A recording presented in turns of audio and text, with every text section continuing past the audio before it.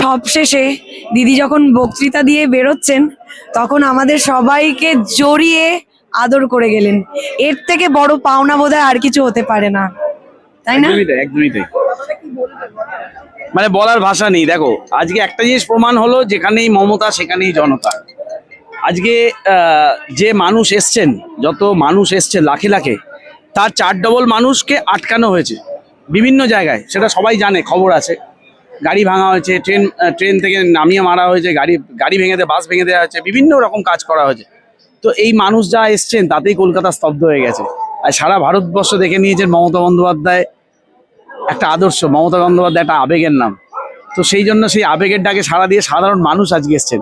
আর একটা জিনিস প্রমাণ হয়েছে, আজকের 21শে জুলাইটা নেতা ভার্সেস কর্মীর লড়াই, যে লড়াইয়ে কর্মীরা জিতে গেছে। কে আছেন কি কে নেই জানি না, কিন্তু মঞ্চে মমতা বন্দ্যোপাধ্যায় আর অভিষেক বন্দ্যোপাধ্যায় ছিলেন, এটাই আমাদের কাছে যথেষ্ট। এই যে দিদির কাছ থেকে এরকম ধরনের আদর পাবো, সত্যি মানে এমনিতে তো দিদি মমতাময়ী মা আমাদের কাছে, আমি সত্যি আগেও বলেছি এখনো বলছি, কারণ তার কাছ থেকে আমরা সেই স্নেহ, সেই ভালোবাসা বা সেই বকুনিটা পেয়ে এসেছি।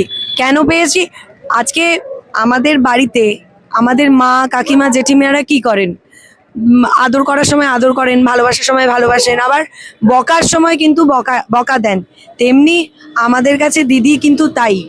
এবং আজকের লাস্টে আমাদের সবাইকে জড়িয়ে যেভাবে উনি আদর করে গেছেন, সত্যি চোখে জল চলে এসেছিল। আর সাধারণ মানুষের এত উপস্থিতি দেখে আমার সত্যি স্টেজে দাঁড়িয়ে আমার গায়ে কাঁটা দিচ্ছিল এবং চোখ থেকে টস টস করে জল পড়ছিল। আমি হয়তো সেটা দেখাতে পারলাম না, আর সেটা আমি এই সব ব্যাপার নিয়ে আমি কোনো রকম কোনো সিন ক্রিয়েট করতেও চাই না।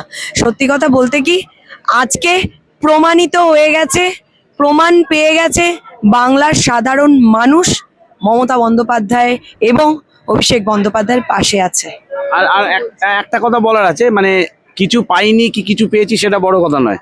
কিছু পাওয়ার আশায় যদি রাজনীতি করতে হতো তাহলে আজকের এই বিরোধী রাজনীতি করতাম না। আমাদের কিছু কিন্তু চাওয়া চাই মমতা বন্দ্যোপাধ্যায় আর অভিষেক বন্দ্যোপাধ্যায়, আর কিছু চাওয়া নেই। একদম। এতদিন আমরা মিস করছিলাম, আজকের পর ওনারা আমাদের মিস করবেন। এই তো হাসিটাই শেষ কথা।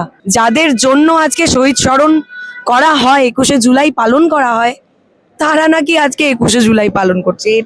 এটা মেনে নিতে পারছি না, সরি, এটা আমি অন্তত মেনে নিতে পারবো না। যত মমতা বন্দ্যোপাধ্যায়কে একা করার চেষ্টা করছেন নেতারা, তত কর্মীরা তার সাথ দিচ্ছেন।